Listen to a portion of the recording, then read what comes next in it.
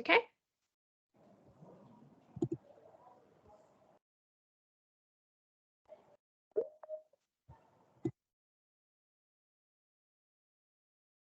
Okay, Bob, we're ready to go. Okay, hi everyone. We'll just give it a moment or two. A few people are still in the lobby, so we'll just give them a chance to enter the webinar.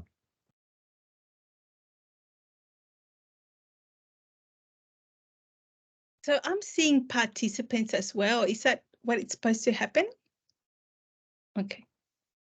Yep, we'll see everyone as they enter, and I think everyone's looks like we've got a good group now. So look, we might kick off, and then we'll allow people to come on board as they enter the group. So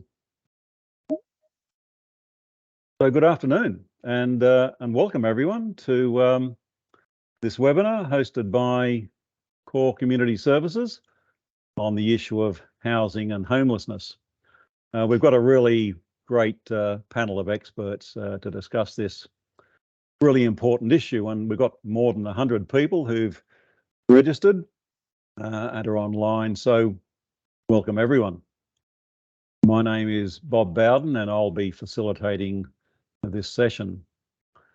I'd firstly like to acknowledge the traditional owners of the lands on which we're gathered.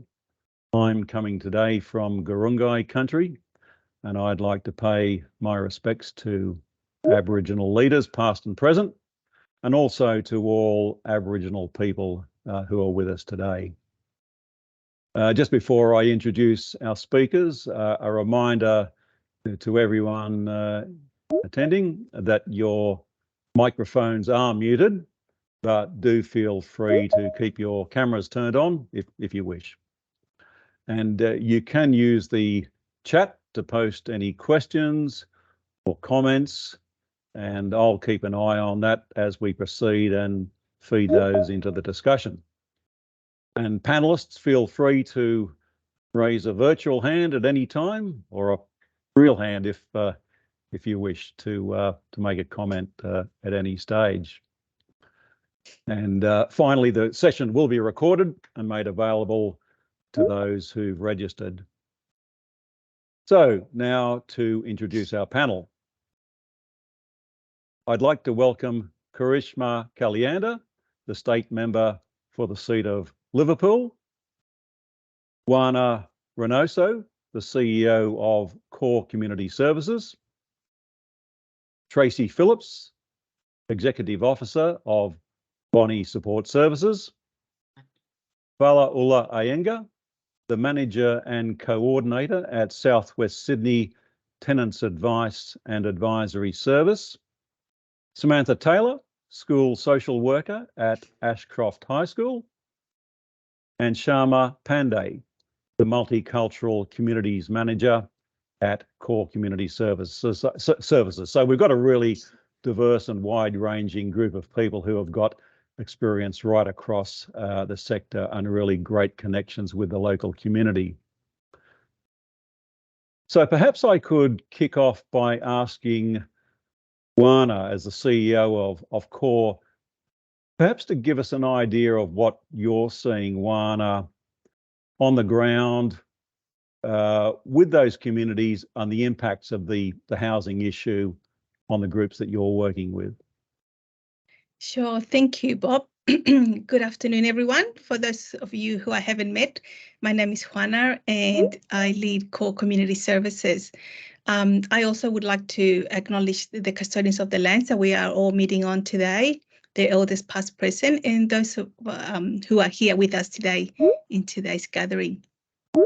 I think for those of you who know us as an organisation, we have a large coverage in Southwest Sydney and provide a variety of services across that area. I think for us, there's different cohorts that are experiencing different challenges with housing. Obviously, the cost of living is one of the main drivers at the moment that's affecting our community. This course, has the effect of rent prices going up quite considerably and people being able to afford appropriate housing. It's one of the main issues that we have presenting at the moment. Sometimes what I mean by that is the housing can be sometimes substandard and not appropriate for the families that we see in the area. We have large families that sometimes need to be accommodated in small dwellings. We also have a large number of clients who are at risk of being homeless or are actually homeless, couch surfing.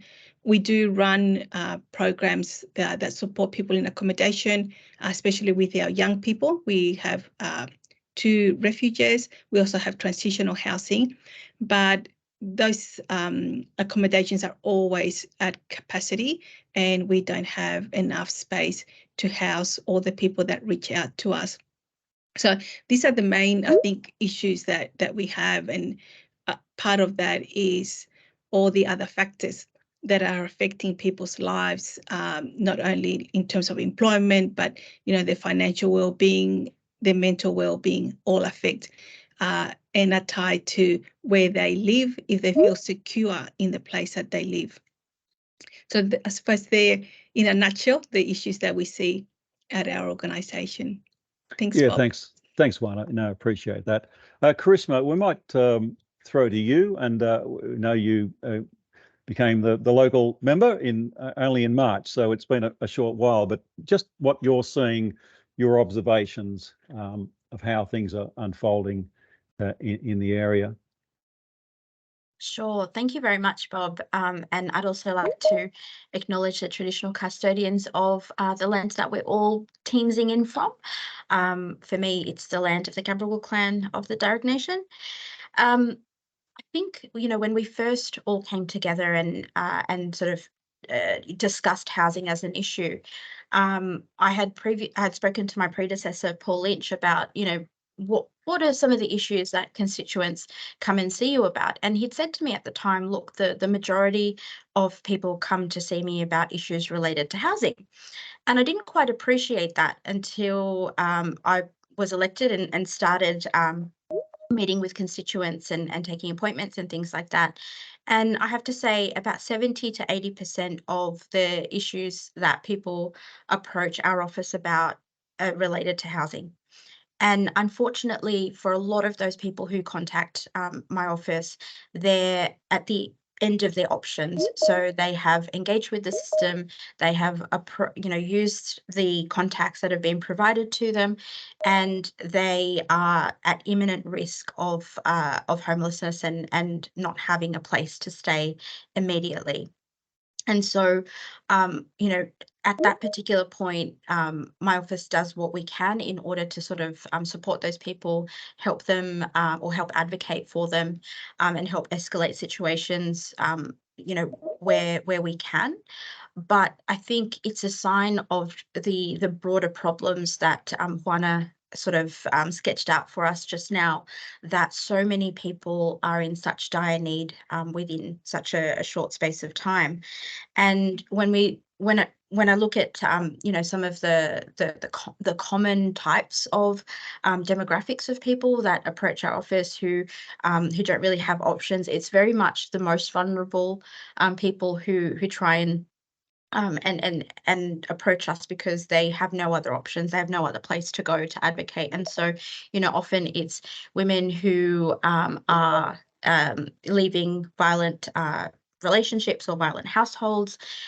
They are, older people who, can't find rental places because there's an issue in terms of employment, and the market at the moment in terms of even the private rental market at the moment is incredibly competitive, and that's forcing a lot of people who otherwise would have been able to access private rentals into sort of couch surfing or being reliant on family and friends, or otherwise not having any of those options.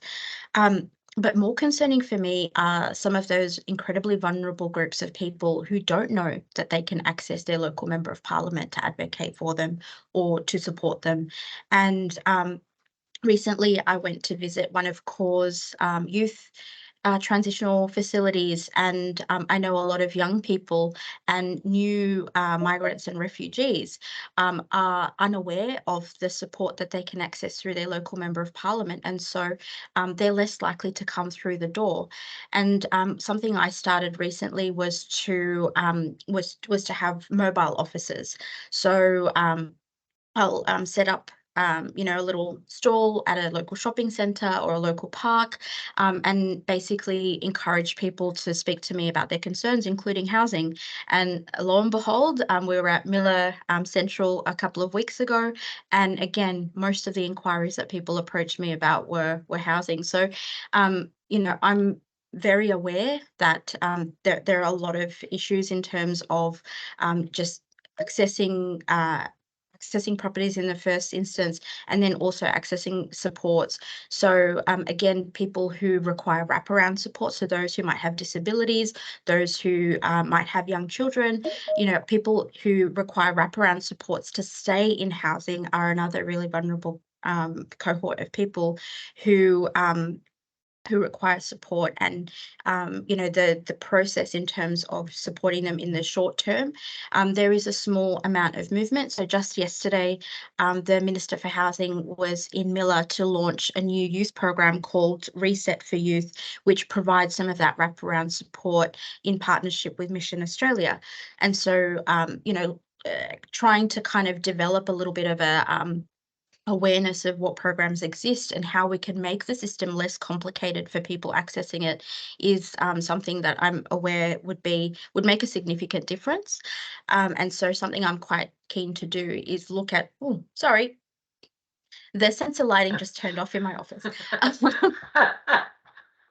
So something I'm really keen to do is look at how we can provide an opportunity or a platform for key stakeholders like, you know, everyone who's in this space at the moment, to come together, to collaborate, to partner with each other, and to work together in understanding who does what, understanding how we can better develop programs together, and so that there's not such a competitive aspect to the work that gets done in this space, because I think that might be one of the you know, the issues that more broadly occur within the community services sector, where, you know, there might be some organisations that are resourced to do a very specific thing and they just don't have the capacity to go beyond that. But if we can understand you know, what each other's capacity is and advocate for extra resources in those gaps, that would be a really constructive way of moving forward. So I know I have only 5 minutes or up to 5 minutes. I could speak for a lot longer,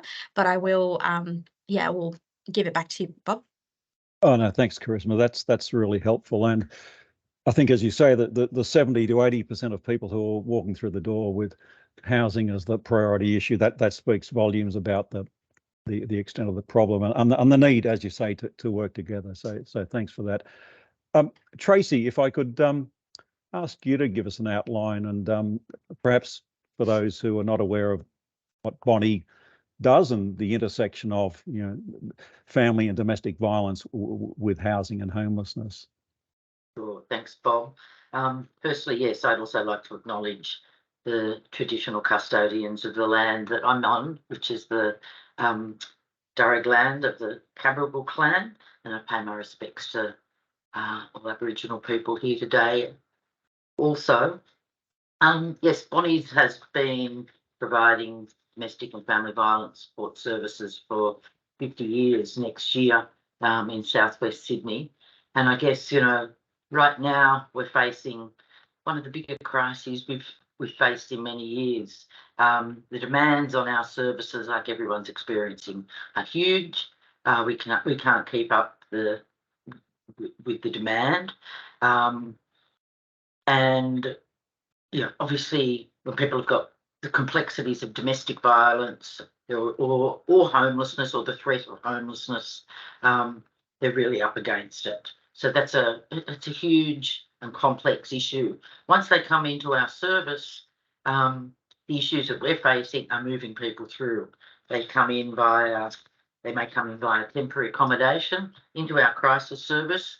We then have 20, 30 transitional properties that we can exit people into for up to 12 months with a view to then moving them into longer term accommodation. But right now, it's very, very difficult to move people on. I mean, there is such a low percentage of affordable accommodation for our clients, and I think gone are the days when Southwest Sydney was an affordable place to be. You know, it's that, you know, those clients, we're getting a lot of calls from people living in the community who are in private rental or other rental that they can no longer afford. The rents are being put up enormously. You know, it's not just clients. I'm seeing it in colleagues and staff members who are coming in and going, "Oh, my rent's been put up $150 a week or $200 a week."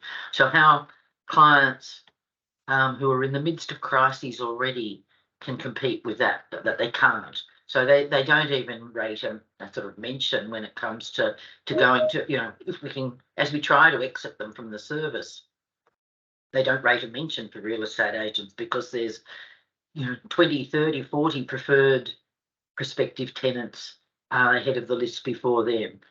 And when it comes to, you know, another large cohort of people that we see, which are women who are on visas and a variety of visas, they just don't have the opportunity to get in anywhere. They don't have access to the full range of services provided by community organisations, or often there's a cap on how many people in that position a particular service can take because of resources. So, you know, the chances for them are very, very difficult. I think one of the other very challenging things at the moment is that, like all services, everybody's very stretched at the moment. People are stretched to get staff. So, you know, this is not a criticism of anybody in the Housing New South Wales, but the length of time waited at the moment for assessments, or to get people into Start Safely or some of those other programs is, you know, instead of 4 weeks, it's often 8 weeks and 12 weeks. So people aren't getting approval for certain housing products because those workers are under such stress. The implications of getting people into temporary accommodation are also enormous. There's not the amount of stock that we need. People are getting put into places and suburbs or areas that they don't consider very safe. For women who are already leaving unsafe places, to then be put into another environment that doesn't feel safe for them is very high risk. And we have this sort of, you know, blockage. We can't exit people from the service. There's no point for us to exit a woman into nothingness just because, you know, she's reached a particular time in her tenancy or the 12 months is up. It's just going to create a sort of cycle of homelessness that's already very challenging. So, you know, to even think about then the private market or housing purchasing is, you know, it's just not something even on the radar for most of the people that we're working with. So it's a really dire time for people, and I think, you know, every one of us is in the same position and looking for some solutions to this.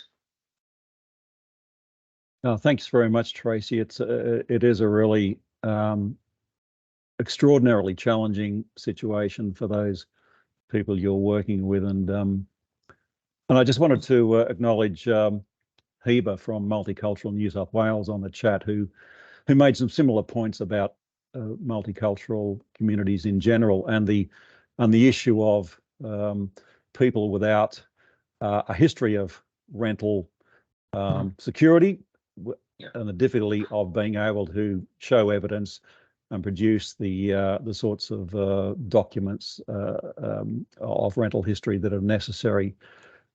Which and I should just remind people, if you do want to make a comment, please feel free to jump on the chat and add your comments in there.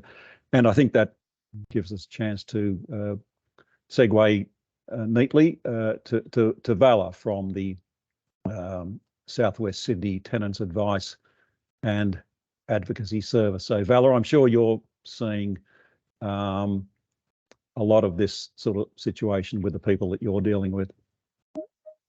Yes, Bob, very much so. Thank you for the opportunity to join this this panel and this discussion today. Hopefully we can walk away with more ideas and maybe even a little inspiration, because it is July. But before I start, I just want to also pay my respects to the traditional custodians of the land on which we work and joining from. I'm joining you from Darwin, and also acknowledge continuing to say that the land was never ceased. Now, on to the topic for today. We see 100% of the people that we work with is all about housing and, or at least for us, trying to avoid them becoming homeless. Like Bob said, I manage a team of advocates. We work as part of a network across New South Wales. We look after all of Southwest Sydney, or the Southwest Sydney corridor, except for Bankstown. Don't hate on me. I don't know how that worked out. It just did. What we do, we give advice, we advocate for people who can't advocate for themselves, but a lot of the time we provide the information and advice to people, and if they're able, they can go on and use information to advocate for themselves. But as it turns out, the level of people who need the advocacy in this area is actually pretty high. So often, you know, compared to, I'll say, city services or even Parramatta or Bankstown services, we do a lot more of the advocacy stuff that they might necessarily pass information on to their clients, just because of the level of help that people out in this area require. And just like all the speakers, all the esteemed speakers who started before me, we have a supply-demand issue, which is the overarching issue that we've seen. High demand, very, very low supply. Everyone anywhere would acknowledge that this is a problem. Like we have one of my colleagues this morning said that her friend turned up to, she's heavily pregnant, turned up to an inspection, and the real estate agent is telling them they are expecting or are receiving, not just necessarily expecting, receiving anything from 60 to 70 applications for any one house or accommodation. And that's private housing, private rentals. We know historically, Housing New South Wales or DCJ housing, as they're currently known, they're going to be changing soon. I think Karishma might correct me. But anyway, they've had long lists for housing for a long time. And I'm sure, as Tracy had attested to earlier, that is going to probably increase dramatically because of the kind of climate that we're in. And then it comes down to the clients that we work with. There's a lot of feeling of maybe powerlessness, which is quite sad to see, but it is actually a real thing that people are experiencing. There's a lot of frustration. We feel it. And our costs for debriefing with professionals have increased because we definitely cop it as a frontline service. So it is also a sign of the times that those kind of things look up or those kind of costs increase. Whereas 5 years ago, we might necessarily access them once every 6 months or as needed. Now it's a regular thing in the budget that has to be in there. But unfortunately, we have to because of the blowback that is coming through because of the work that we do. But we also don't blame the people because, I mean, what do you do? So there's definitely a lot of frustration. And some of the, you know, the nitty-gritty as associations of a supply and demand issue. There's a lot of rent affordability. So we've already spoken about this morning. Rent increases. It's really not unusual now to see rent increases of $160 a week for a 3-bedroom house in this area. Whereas before, you see that and your mind just, now you just go, because that's what's coming down now as a normal thing. Rent affordability has always been kind of an issue, and we've been in the fringes of Sydney, where people kind of move out to enjoy some kind of, you know, take-home pay leisure at the end of the week. No, that's not the case anymore. People need to move a bit further out, which in itself creates its own problems. And the rent increases, as we said, there's no gap on that, even though the frequency, there's some level of control, but there's no control over the amounts of increases that we've seen. So it definitely affects, has domino effect on a lot of renters in general, as a group.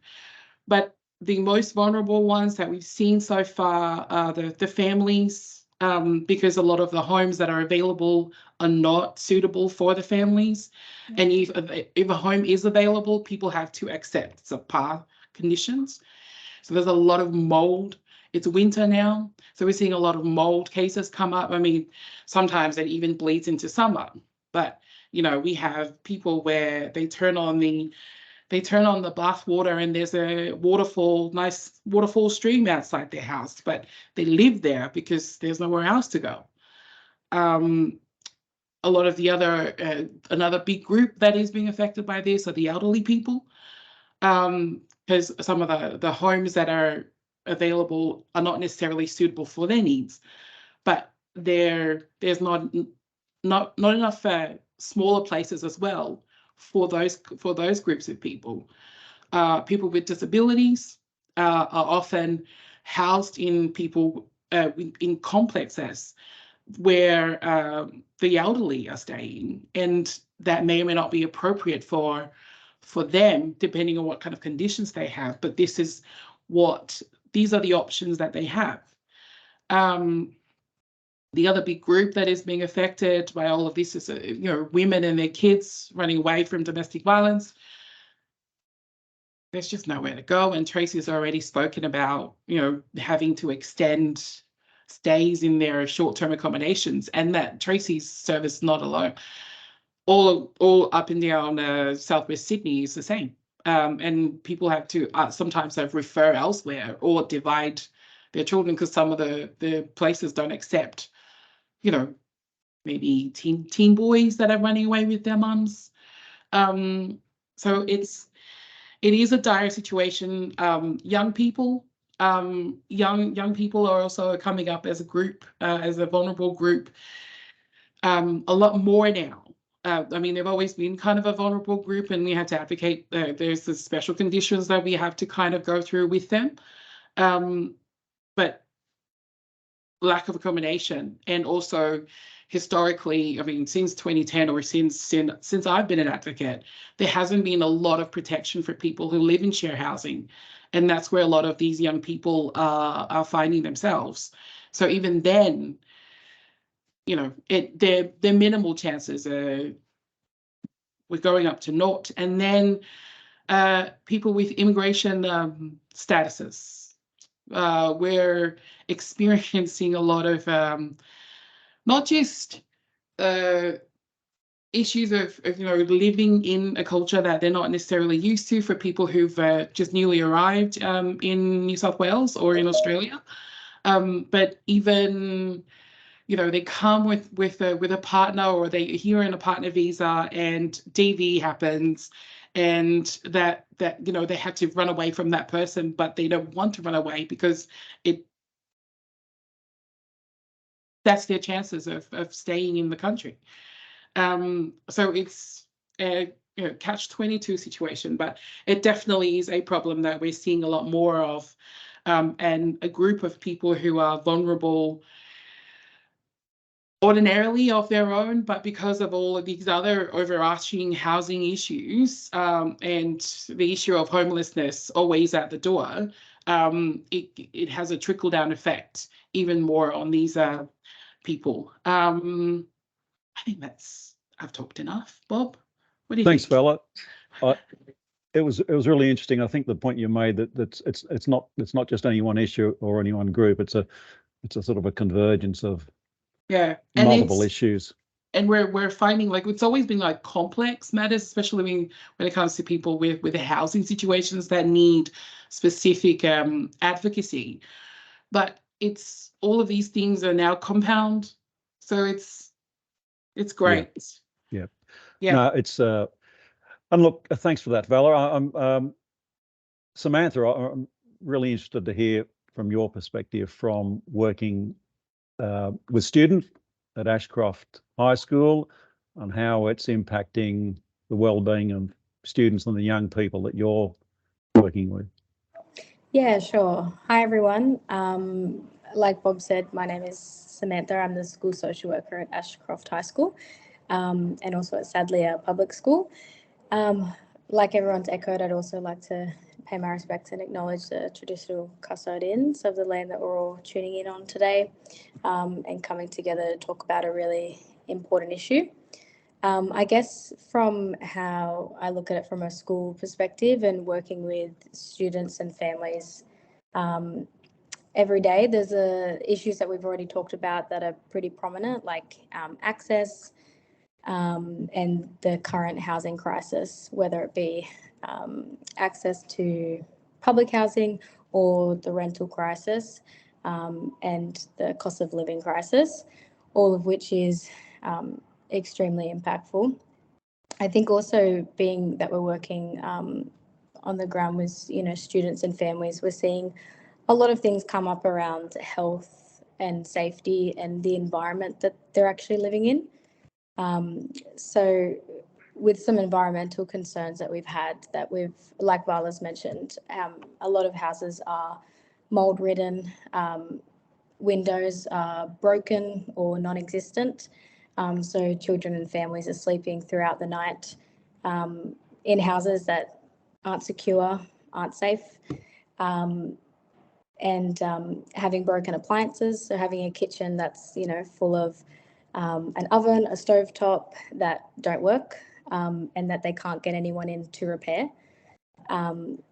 Just really unhygienic living situations as well, broken walls, broken doors, rat infested, cockroaches. Overcrowding is a really big issue as well. Having way too many people to fill the house that they're living in. So sharing bedrooms is often really, really common. Having mum or mum and dad in the room with 4 other students or 4 of their children with them, sleeping in their bed or on the floor or in blow-up mattresses because there just simply isn't enough space, and they're not able to get any other suitable accommodation. I would say also that on the environmental aspect as well, it sort of plays into health.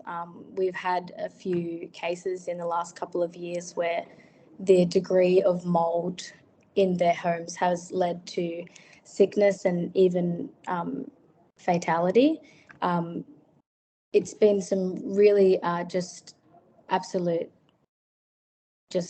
terrible situations simply because the house they're living in is just not suitable. I guess some smaller things that we don't really recognize on a daily basis, that these living situations being, not being able to sustain any hygiene in the home, leads to things like kids not having proper uniform to come to school, which could be that simple thing that just deters them from not coming at all. So their education is being incredibly impacted by the fact that it's embarrassing for a young person to come to school and to not have the proper uniform, or for their uniform to smell because they're not able to clean it properly, or for it to not be dry because there's just not the facilities to do that at home. Even things like without having proper heating at home, kids might choose to stay in bed all day where they're able to cover themselves in blankets and not come to school because it's just really too hard to face the day. I feel like as well, with housing, one of the biggest issues we also see is the level of transiency in our families. A lot of kids aren't able to just sustain a regular school environment and consistent schooling simply because they are moving from home to home and they don't have that stability. So there's been significant impacts in their development because they're not able to meet those milestones. They're not able to form any social connections at school. And we see kids, I think the worst case I had seen was a student who had moved 12 times between the time that they were born to the time they were 13. That is just extremely unsettling. And there's no ability there to have any consistency. So housing is really not connected to the people themselves. There's not that feeling of home because they're not able to make it a home for themselves, whether it doesn't feel like somewhere they can stay for an extended amount of time, or they're placed somewhere that's not suitable, that's not appropriate. Yeah, I'd say those are the biggest issues that we're seeing. And I guess also just briefly on that, safety is another huge one. Kids are coming in mentioning to us that they don't feel safe in the housing that they live, whether it be a department housing block or a house or apartment blocks. There is some unsavoury characters around. There is blocks of apartments that just aren't kept well. So it attracts, populations of people that maybe aren't getting up to the best. And they're really scared just to head out of a nighttime or walk home after school. Some kids, we might encounter some kids wanting to stay because they don't feel safe walking home. They don't feel safe around their neighbours. Yeah, so I would say that there's some of the most prominent things that we see. Yes, thanks, Samantha. And it's as you touched on, it has such a sort of intergenerational impact, and as well as a direct impact on the ability to compete and complete school. And there's just a comment going back to Vala's points from Saha, who makes the point that the increasing rents has obviously impacted affordability, but even in the cheaper rents, the condition of those properties is simply not up to scratch, and perhaps even not of the size that it would allow for a family. And I think going back to your points, Samantha, Sam made a similar point that parents, as a result of this, are cutting back on tutoring, sporting, and other kids' activities to reduce the cost of living, simply so they can meet those mortgage or rental payments. So thanks for that, Sam. Sharma, if I might ask you, because you're on the front line, you're seeing how this is impacting on multicultural communities. Thanks, Bob. I would also like to acknowledge the traditional custodian of the land we're meeting on today. I'm coming in from Darug land and pay my respect to their elders, past, present, and emerging. Now, I think I would like to echo everybody that spoke before me.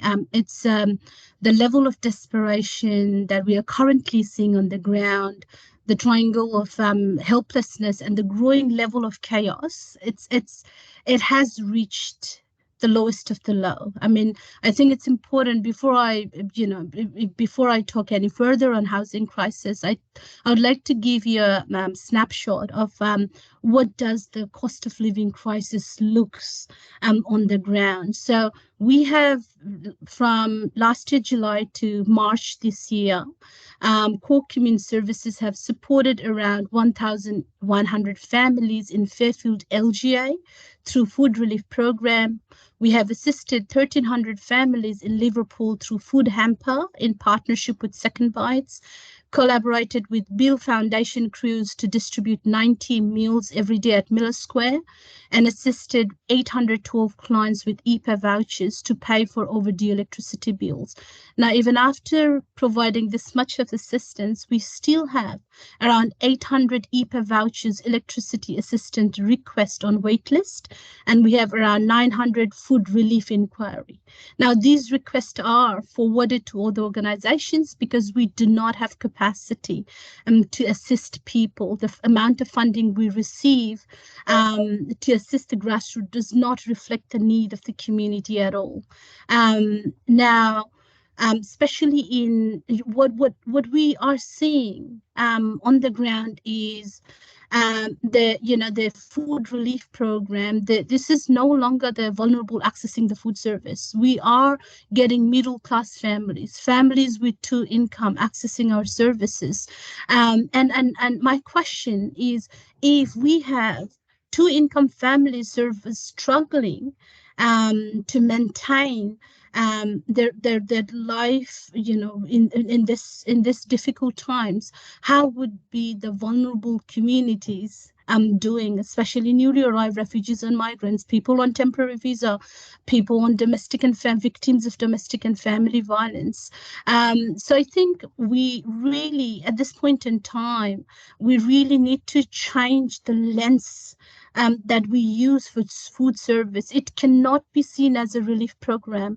It is not sprinting anymore. It is a marathon. We need 3 tiers of government, address that collaboratively. Funding needs to reflect the shift from that relief mindset to long-term implication of the current cost of living. And I think rental crisis is one of that. Now, what's happening on the ground is people are choosing to pay rent, much higher rent, and they do not have anything to purchase food or put food on table at all. And if we add basic necessities such as nappies, diapers, medicines, people don't have money for that. And I think someone brought up sporting and tutoring. Now even that seems like luxury to our families on the ground because there's no food on table. Now, what's happening with the rental crisis is we have seen, I think everybody, Tracy mentioned that before as well, and Vala did as well, that the $200 increase a week has started to become a norm. Before a couple of years ago, that would have been impossible, but now the owners are increasing rent in such an ad hoc manner, and if the tenant are not able to afford that, we have seen our clients receiving eviction notice, and sometimes under the facade of maintenance or renovation, but sometimes it's just like, if you don't agree to the rental increment, there will be another increase in another couple of months. So this is not the end of all. There would be other increment coming as well. So I think that has really triggered our families on the ground, and especially if we put this, and again, I know Tracy has also already mentioned about the implication on domestic and family, the victim of domestic and family violence. We have seen many clients, deciding to stay with perpetrator because of the current situation now. And I think it is, as a duty of care, it is such a difficult situation we are in where the victim are choosing to stay with the perpetrator. And again, that goes back to the crisis, the cost of living crisis, the rental crisis. And I think a lot of people, Samantha mentioned about, the large families living in together. And that's what we have in Fairfield. We have families with 4 or 5 kids living in 3-bedroom houses in a very, unlivable condition as well. And there was one family that I still remember through our casework. They used, especially in summertime when it's extremely hot, and the fibro houses are not built in that way. The only way forward for them was to spend time in the park. So they would spend around 8 hours, 5 hours in the park because they could not live in the house. So I think this again raises questions of sense of home, sense of belongingness that the home should be giving to our communities. So that would be all from me, Bob. No, thank you, Sharma. That's a really good overview of what's happening there, and it encapsulates what others have said there as well. And look, in the interest of time, I'd like to spend a few moments just moving forward and thinking what practical steps might be possible. We know there's long-term solutions, and a lot of those involve building and planning and issues which are going to take years to come to fruition because the problem's been brewing for a long time. So it's not going to be fixed overnight. I think we all see that. So I'm wondering, are the top 1 or 2 thoughts as to where we could go to deliver some practical outcomes, working together, working with others, things that we maybe haven't thought of. So look, I'm happy to go around the panelists as to what might be the top couple of things that might make an impact in the short term. Charisma, I can see you waving. Thank Thanks. you, Bob. Look, I think so the panelists have provided a really great overview of the scale of some of the problems that we currently face, and time again, the issue of affordability, both in terms of rents as well as on the community housing and the housing provider side. The cost of developing new housing, I think, is going to be a significant consideration as we go forward. And so one of the things that I think is really important to consider is how we look at a range of different options when we're looking at building or refreshing housing, particularly social housing. And recently, I was invited by someone who builds modular homes to come out and have a look at how something like that could potentially be used as part of the solution in terms of refreshing social housing and building new housing, because it is a more affordable way of developing housing than having to clear the site, and it actually kind of addresses some of the building and materials cost issues that the construction industry is facing at the moment. So I think it would be really good for not just government, but also for community housing providers who are also part of the solution when it comes to expanding the stock of housing that we have, to be looking at a broader range of options that could enable more affordability in that space. And the other sort of thing is just recognizing the scale of that kind of stock issue. Recently came to my attention that just in the Liverpool electorate, over the last 10 years, the state government over the last 10 years had sold off approximately $46 million worth of housing stock, which is just extraordinary. And the sort of rationale that was provided to me when I questioned that was a lot of that is going into maintenance, and yet, as we know from what Sam was saying earlier, that's just not being seen in a lot of the communities that we serve and represent. So, really, elevating the issue of maintenance and the upkeep of housing stock as just as important as developing housing stock, I think is going to be really important. And also how we build maintenance and accessibility into the social housing system as well. So particularly for older people and those with disabilities, you know, keeping on top of maintenance is just not something that is accessible and reasonable for them. So when we consider wraparound services, when we are planning some of these supports, how do we also build in some of these barriers that some of our most vulnerable community members are experiencing? And that's, I think, going to go a long way in terms of making sure that we can expand the lifespan of some of the newer housing stock that we have out there.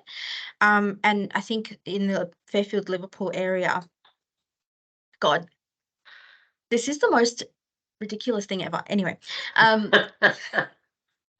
some in the Fairfield Liverpool area, one of the things that we are often that I often hear about is how do we know what else exists? How do we know who else we can connect our clients and the people that we support into for supports if we as an organisation can't actually meet that need? And I know in other areas, there are organisations that are funded to provide some of that logistical foundational support in order to bring different organisations together to assist with the offering that we can have for our community more broadly. And so something I'm really keen to advocate for is resources specifically to sort of figure out how we can have an interagency or something very specific around homelessness and housing, so that organisations that work in this space can collaborate, partner, and sort of, you know, reduce those barriers and that red tape in terms of delivering frontline wraparound support for our community. So I think that those are some of the things that I would really love to see in our area, and something that will make a big difference going forward. Karishma, can I just chime in there? And just to add what you were talking about, you know, looking at different types of housing, looking at modular houses. I think, you know, I look at overseas. There is so much happening overseas. You see where there's, you know, third world countries that are looking at innovation. They're using 3D printers to build houses.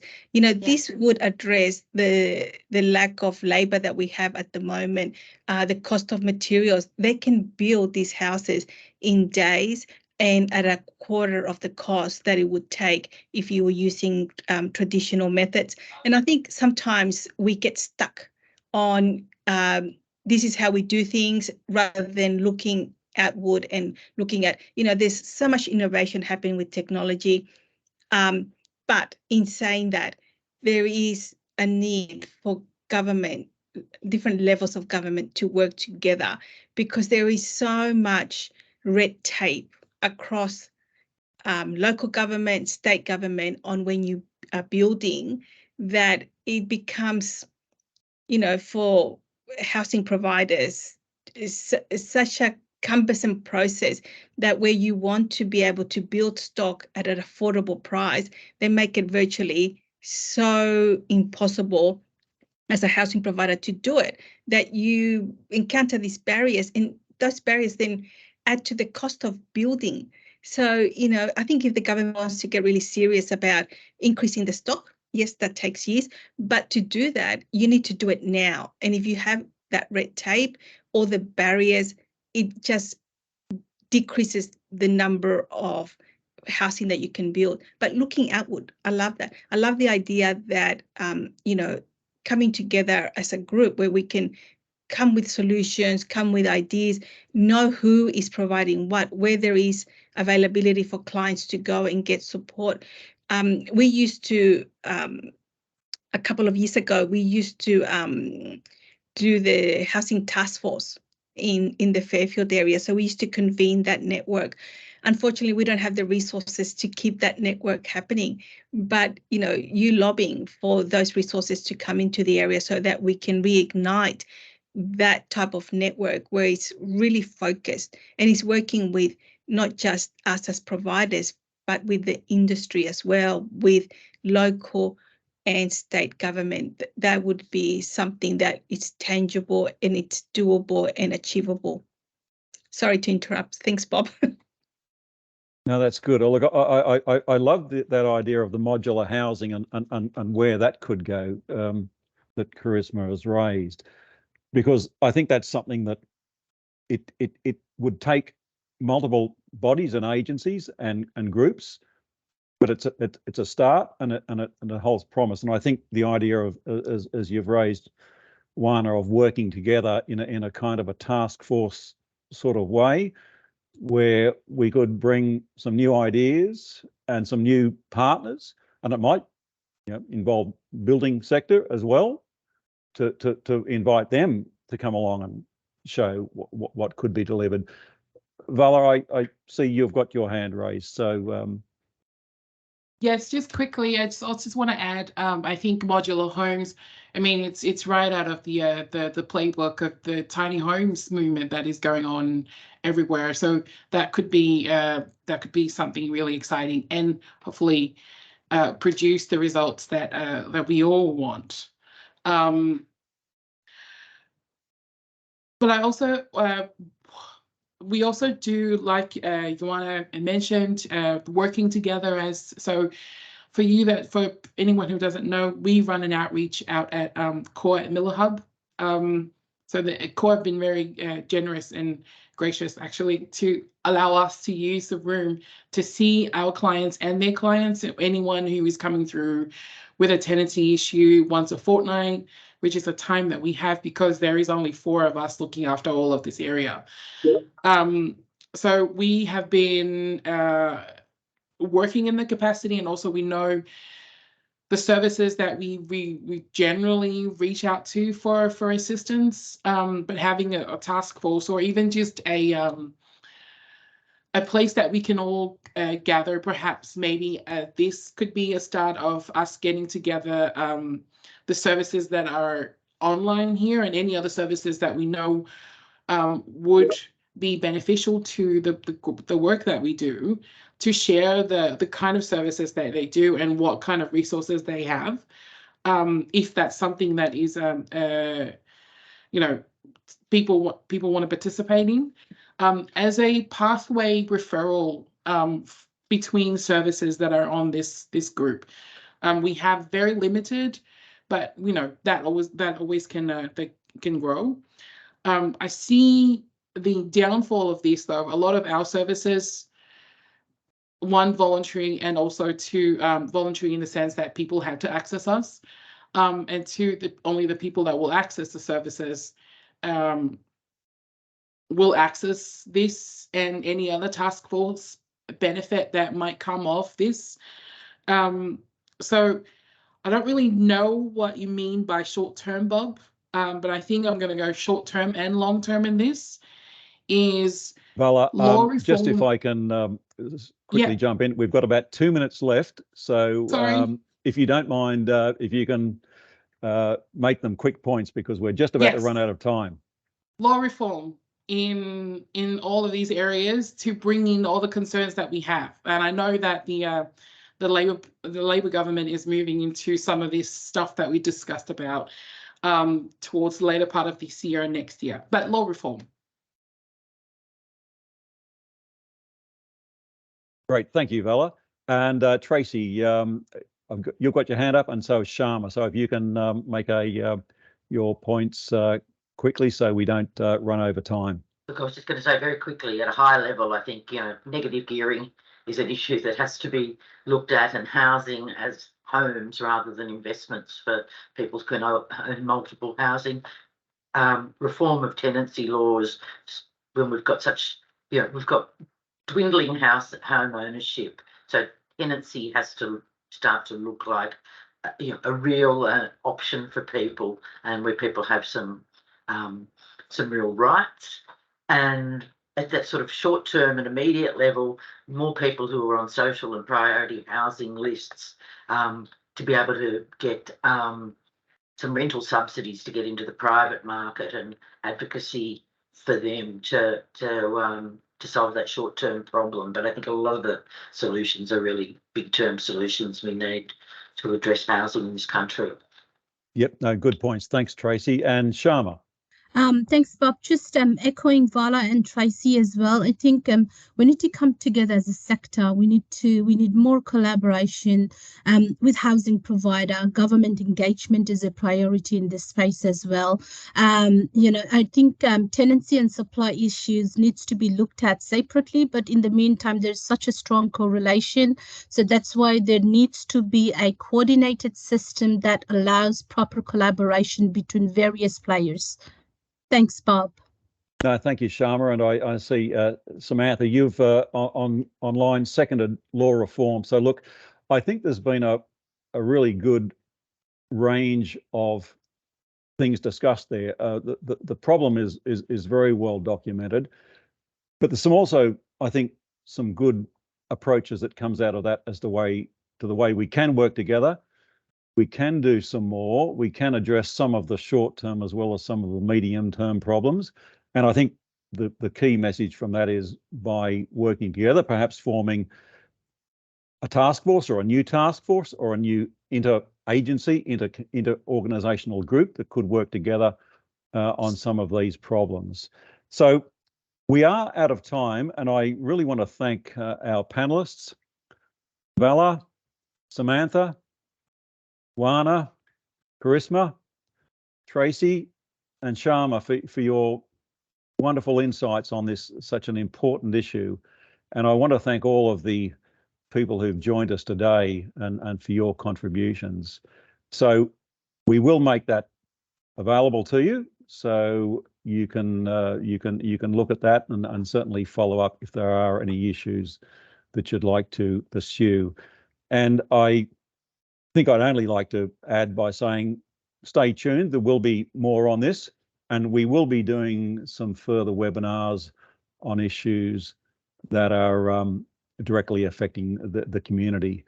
So look, I'd like to thank everyone. I'd also especially like to thank Francis and Jenny at CORE for helping to pull all of this together.